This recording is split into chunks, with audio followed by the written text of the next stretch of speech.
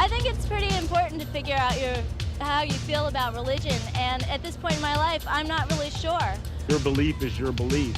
If it keeps you going, you know, if it's a support for you, then that's good. I mean, you need something. I'm not a particularly religious person, although I believe in it.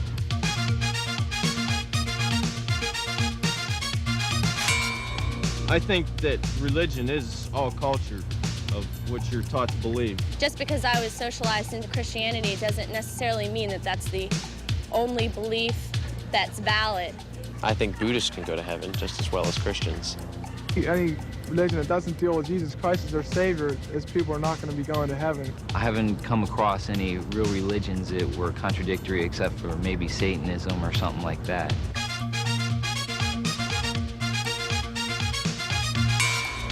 I believe in reincarnation. I think if you live your life the right way, you'll come back the right way. You live your life the wrong way, you'll come back the wrong way. I would say, like, I can pick the good parts from all the religion and make the best religion out of it. When I say I'm an agnostic, I mean I simply don't know. I simply don't know if there's a God or not. That's basically it.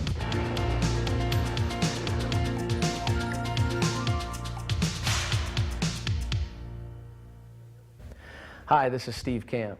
Have you ever had a great teacher?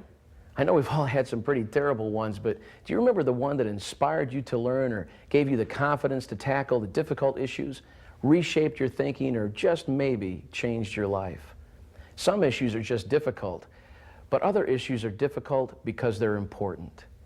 R.C. Sproule has been an inspiration and a teacher to me since 1978. He's influenced my thinking, he's impacted my music, and he's given me vision for life. It is my hope that through these tapes, he'll encourage you to think rightly, but more importantly, to live rightly.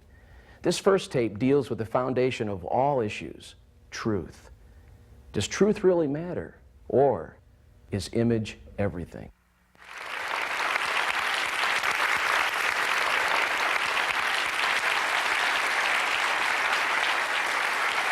Okay, thank you. All right.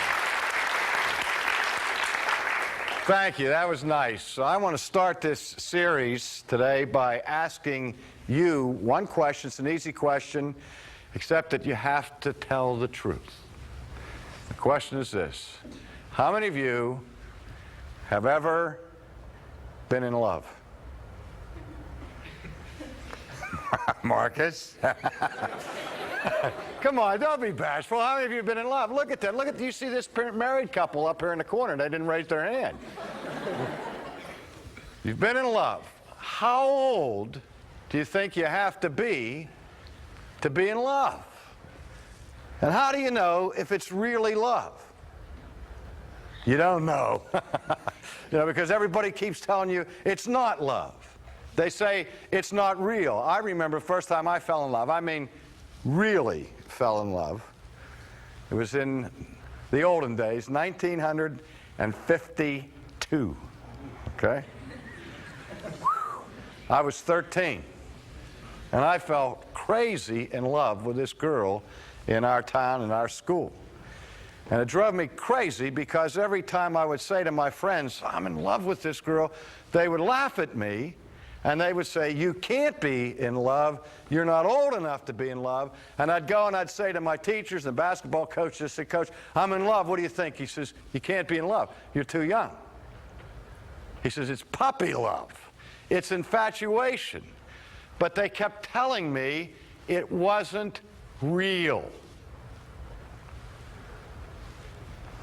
But I was sure it was real. And I found two people who believed me. One was Mrs. Gregg. She was my 8th grade English teacher. She was fabulous. You all have teachers like that occasionally. Mrs. Gregg, maybe she was just funning me, but she said, of course you're in love, darling. I believe that you're in love. You can be in love, and so on. And then the second ally I had was a popular singer, Nat King Cole.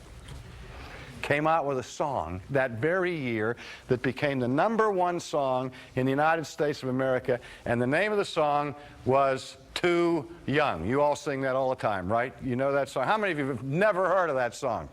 Never heard of it. How many of you have never heard of Nat King Cole?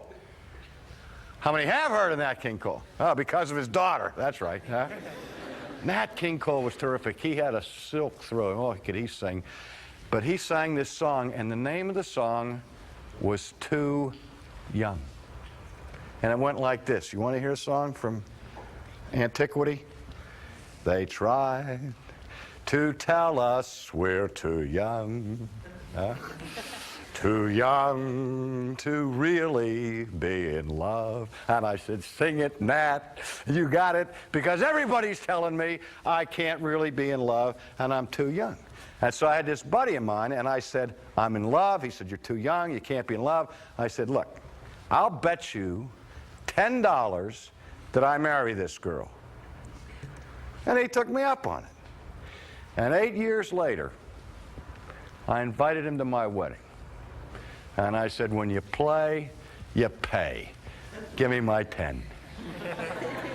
I don't know whether I was really in love in 1952, but I married that woman. And I know I'm in love with her now. But the issue at that time in my life was a question of reality. I wanted to know what was real. And I wanted to know what was true. Because I didn't agree with my friends or even with my teachers about what was true. Do you ever have that problem? Another problem I have is in high school, I was taking an exam in biology class, biology, bonehead biology 101, whatever it was. And in the middle of this test, Mr. Critchfield, the biology teacher, in front of the whole class says, hey, Sproul, put your eyes on your own paper. And he accused me of looking on the guy's paper who was sitting next to me, whose name was Jack Smith, and he had to be the valedictorian of the class. And I was incensed because I was innocent. I wasn't looking on Jack's paper. Did you ever have that happen? Did you ever have somebody accuse you of doing something that you didn't do? I hate that. I had to admit that there were other times in the class where I had looked on Jack Smith's paper, and I was guilty for doing that sort of thing. But that particular day, I wasn't. And I hated it because I was being accused of something that was not true.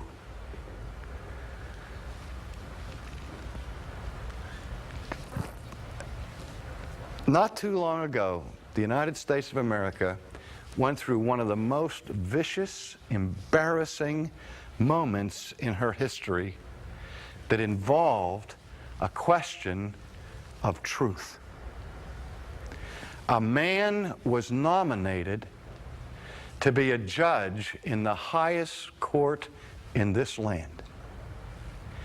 And as he was going through the process of close scrutiny by the Senate, a woman came forward and accused him of sexual harassment. Do you remember that?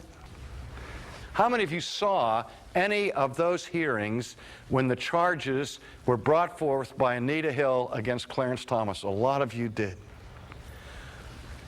Well, you listened to Anita Hill, and her story sounded believable. She seemed credible.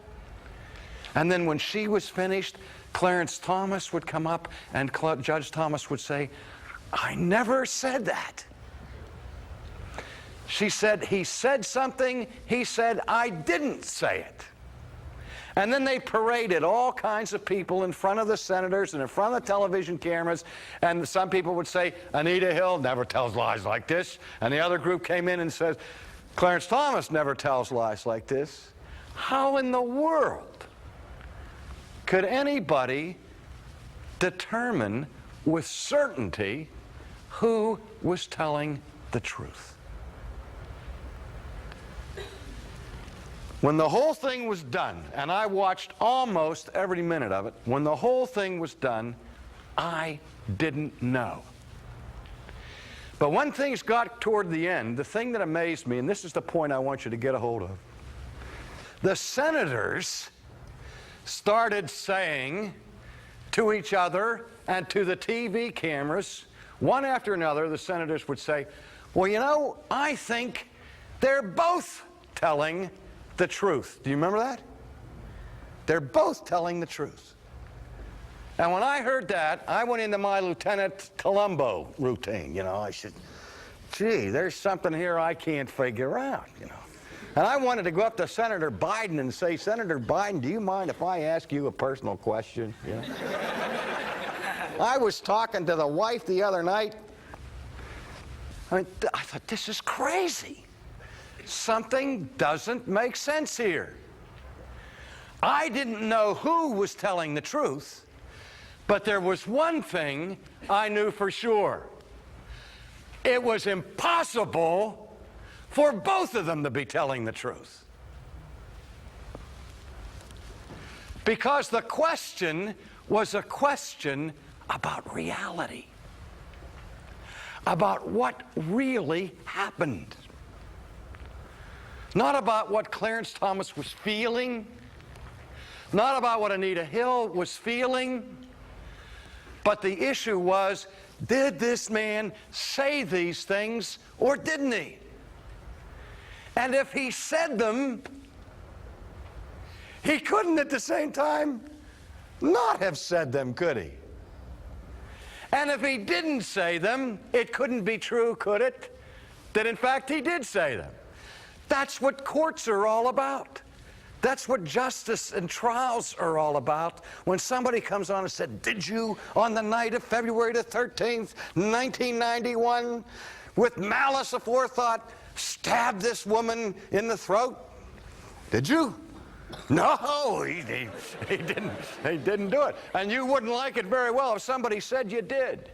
And so when the court convenes and the evidence is brought forth and the jury evaluates and analyzes it, they're trying to get at the truth.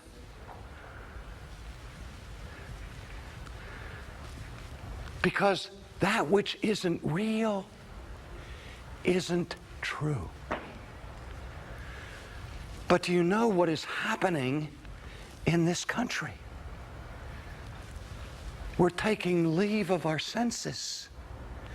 We're beginning to store our brains in a jar, or we leave them in the parking lot, particularly when we come to the church.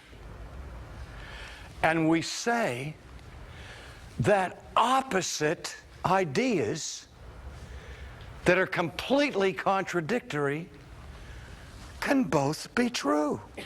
Like, if two people came together and one person said that there is a God and one person said there isn't a God, they could both be right at the same time, because it's all just opinion of what you believe and what you were brought up to believe. When it comes to everybody like giving different opinions of God and what he looks like, and all that, everybody has their own opinion of God. That's like I said, when you get to know God, he's whoever you want him to be. He could be that tree. Well, God's a tree today. I don't know. Everyone has their own different opinion. I like to respect all religions the same, because just because I was socialized into Christianity doesn't necessarily mean that that's the only belief that's valid. People can find happiness through Jesus or through Hare Krishna or whichever form they see God in. Basically, if you read the Quran or the Bible, they're majority of the same things, but there's only a little bit of difference, like in names and things like that. You got some people, Muslims refer to God as Allah. Jamaicans refer to God as Jah. Christians refer to God as Jesus. But I guess it's just a spiritual form, because there's many names for him. I guess God exists for some people, and then for some people he doesn't. There's some places we don't do that. When you take a mathematics test and you add up the numbers on the page and you come to the conclusion, the sum of the matter, and you write down the answer, you add 2 and 2, and you write down 5, and the teacher marks it wrong and say, I'm sorry, the answer's 4, it's not 5, you're wrong. Do you go up to the teacher and say, well, it may be wrong for you, but for me, it's right. Because it turns me on to think that 2 and 2 are 5. And so if I believe hard enough that 2 and 2 are 5, then for me it's true that 2 and 2 are 5. You don't get away with that in math class. but engage people in discussions about theology, and we talk this way all the time. Engage people in a discussion about behavior, about morality, about ethics. And this is the way we talk. We say it's relative. I ask somebody, I say, is it good for a person with malice aforethought to have an abortion for convenience? And here's what I hear people say. They'll say to me, well, it's not right for me. I wouldn't do it. But it's okay, maybe okay for somebody else. If they choose to do it, if that's what they want to do, then it's okay for them. And do you see what's happening here? We're making truth a matter of personal preference. Basically, if I don't like it, then it's wrong, and if I like it, then it's right. Simple as that. Basically from experiences, from what I see, read, feel, basically just what feels right for me. There's no particular thing that makes me say this is morally right or this is morally wrong. I'm always consistent with what I'm sure is right. But whether or not the man upstairs perceived that as being right, then that's another story. My standard for faith and belief comes from the Bible. I believe the Bible to be without error, perfect, the living, God-breathed Word of God. And through those scriptures is where I attain my guidelines, my morals, the way Jesus Christ has told me to live my life. The Bible doesn't have much authority over my life. I basically go on my own. And I have my own certain morals. Whether something's right or wrong, I mean, that's very individual. I think that it all depends on circumstances of your life, etc., etc. I decide whether something's wrong for me. If it doesn't, if it's not morally correct for me or something like that, then I won't do it. And if something's good for me, if it's going to make me happy or it's going to get me what I want, etc. Morals are morals. Everyone has their own. We're making what is right a matter of personal preference. And the one absolute, it seems, that is absolutely true anymore is that there are no absolutes. Absolutely no absolutes. There are things that just come intuitive. You have to make a balance, because whenever you make a decision, you're not going to have an absolute right, or there's not really an absolute wrong either. It's just you have to balance it yourself. If there were a way of coming up with an absolute right, I'm sure I'd be taking a course right now at school on how to figure out what it was. With absolute rights and absolute wrong, I see everything as relative. What I see is the way I should treat somebody might not be how somebody else should treat somebody. That's a relativist statement, and there's no absolutes. And if what's right is wrong and what's wrong is right, then what's right? I can say it was true for me. And I'm sure everyone can say it was true for themselves, but I have no idea what's true for everyone. I think that it depends on the person who's looking at a situation. I don't think there's absolute standards of right and wrong. Think about that. If you think about it, I'm convinced for 5 minutes, you will be driven to the conclusion that that is a myth. It's a myth because it can't possibly be true. I had a discussion on a college campus with a young lady, and we were discussing the existence of God. And as we were debating the question, does God exist? She finally turned to me and she said, well, Professor Sprause, she said, you find religion meaningful. And I said, yes. You pray to God, yes. You like to sing hymns, yes. You go to church on Sunday morning, yes. You engage in fellowship activities, yes. She said, well, then, since this is all so wonderful and meaningful for you, then for you, God exists. But that's irrelevant to me and to my life. I don't find any meaning whatsoever in praying or in going to church or in singing hymns or doing any of that religious stuff. So for me, there is no God. And I said, I'm not sure I understand this. This is confusing me. I said, I don't think you understand what I'm talking about. I'm not talking about my religious experience or your religious experience. We're discussing the question here of whether, in reality, there is such a being whom we call God. I said, I'm talking about a being who, if he does not exist in reality, all my praying, all my singing, all my preaching, all my church-going activities, all of that stuff, if he in fact does not exist, I don't have the power to conjure him up. I can't create him.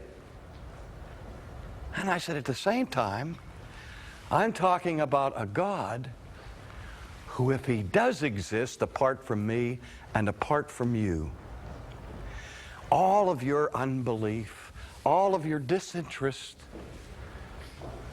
does not have the power to kill him. Now, we've been running around the country, the college campuses and high school campuses in America, and some of the guys on our team have been running around with a video camera on their shoulder and doing spontaneous, serendipitous, man-on-the-street type interviews. And you know, it's really not hard to get people to talk in front of a camera. As soon as you put that red light on a camera and say, speak in the microphone, we want to ask you some questions. Hey, I'm on TV, you know, I'm number one. Hi, Mom, hi, Dad, all of that stuff. And they'll answer your questions. And so we've asked questions of young people around this country about God. And what I hear in these interviews is an idea that's all over the nation. We hear one student after another saying, well, God is whatever you want him to be. And all religions are equally valid. All religions are equally true. If your religion is Buddhism, and yours is Confucianism, and yours is Judaism, and yours is Islam, and yours is Christianity, they're all the same. They all believe in the same God, and they're all true. Have you heard that? I suspect many of you have said that. But if you've said that, you've made a statement that cannot possibly be true. It is impossible in reality for all religions to be equally true. Why? Because they don't believe the same things.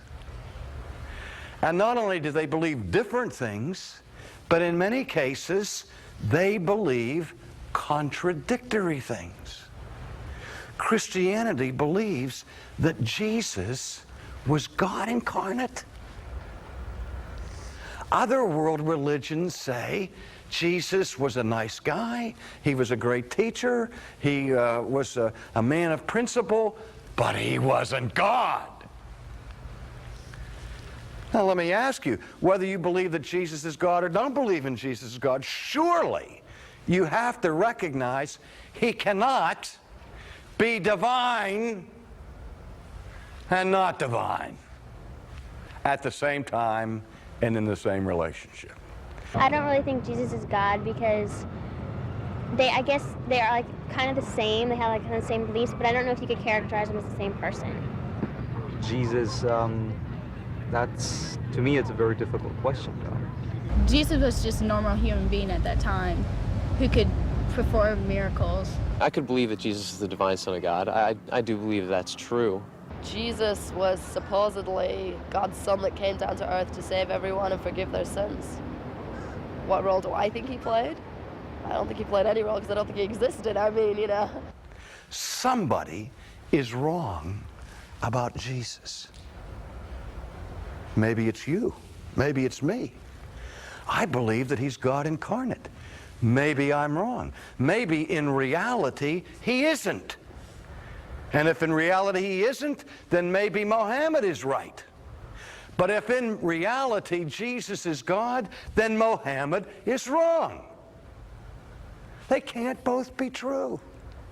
It would be nice if they both could be true, because then we'd never have to argue about religion. We'd never have to debate. We'd never have to fuss. We'd never have to get mad. And we'd never be divided from each other on religious questions and religious debates, because religion does that, doesn't it?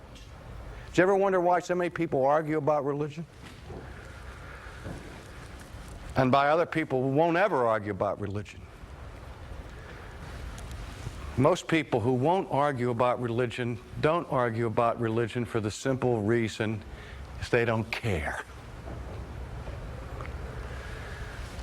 And most people who argue about religion do so because they care about ultimate truth passionately.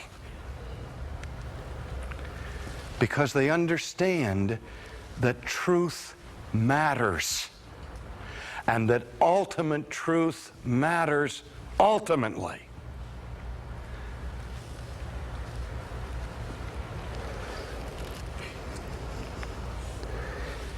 Have you ever had an idea that changed your life? Have you ever encountered a reality that was so powerful, so important, so catalytic that you could never be the same afterwards? I talked about what happened in 1952 when I fell in love. That changed my life. You know, I encountered a girl. She was real. My life hasn't been the same since. She's the last person I see when I go to bed at night and the first person I see when I get up. 40 years later.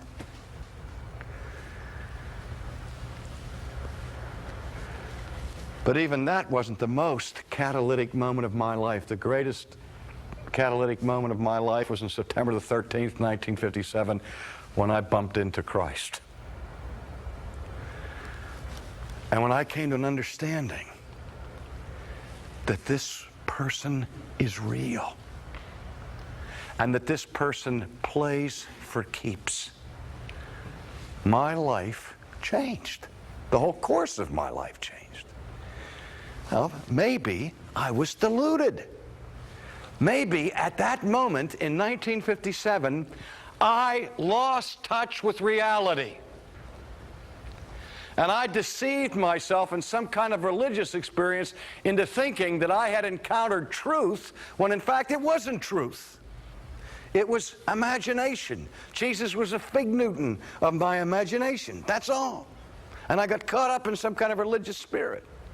That's a theoretical possibility. But it matters to me whether it's true, whether it's real. And when somebody comes in here and says, maybe it can real and not be real, maybe it can be true and not be true, I want to say to that person, wake up. Put your brains back in your head. Christians, think. Think about this. It can't possibly be both. But we have embraced a philosophy that we call the philosophy of relativism. And we really apply it to religion. And I wonder, I scratch my head and I say, how could we come to such a place in American history where millions of people are running around saying all religions are equally true? When again, if these people would think for 5 minutes, they would reject that idea as impossible. That's like saying all answers to all math classes, math questions are the same. We know better. And yet we say it. Why? I think one reason is a good reason, a virtuous reason. We live in a country one of the few countries in history that made one of its absolute essential laws the idea that under the law, everybody is supposed to be treated equally. And everybody has an equal right to express freely whatever religion they believe. And the government has no business taking a rifle or a sword to your throat and saying, you have to be a Christian, or you have to be a Muslim, or you have to be Jewish, or you have to be this or that. We declared that out of bounds in this country. Everybody has equal rights under the law religiously. We have a concept of equal toleration. And in Christianity, what does Christianity teach about how we are supposed to respond to people who are not Christians? I'm called to love people regardless of their religion. I am to treat them kindly. I am to treat them honestly. I am to ensure their justice. I'm supposed to do all of those things that Christ commands me to do in the name of love and in the name of fairness to every person I meet, regardless of their race, their religion, or whatever. But is that the same thing as saying every religion is equally true? Or every proposition is equally valid? Of course not. What the law of this land does is gives us the legal right to be theologically wrong. Let me say it again. The law gives us a legal right to be theologically wrong. So we're free from punitive measures in this America. Nobody's going to throw you into jail, or nobody's going to put taxes on your head if you make a mistake in theology, because the United States government gives you the legal right to be wrong. But I got bad news.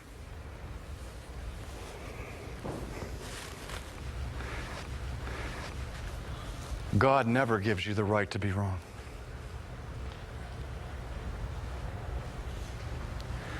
God never gives you the right to be wrong. Particularly to be wrong about Him. Again, in these interviews that we did around the country, almost everybody that we talked to, you got guys coming out of school, off the football field, whatever, you say, do you believe that there's a God? Almost everyone. They followed the national polls of about 95%. Almost everybody asked, do you believe in a God? You know what they said? Sure. I believe in some kind of higher power. Some kind of religious being.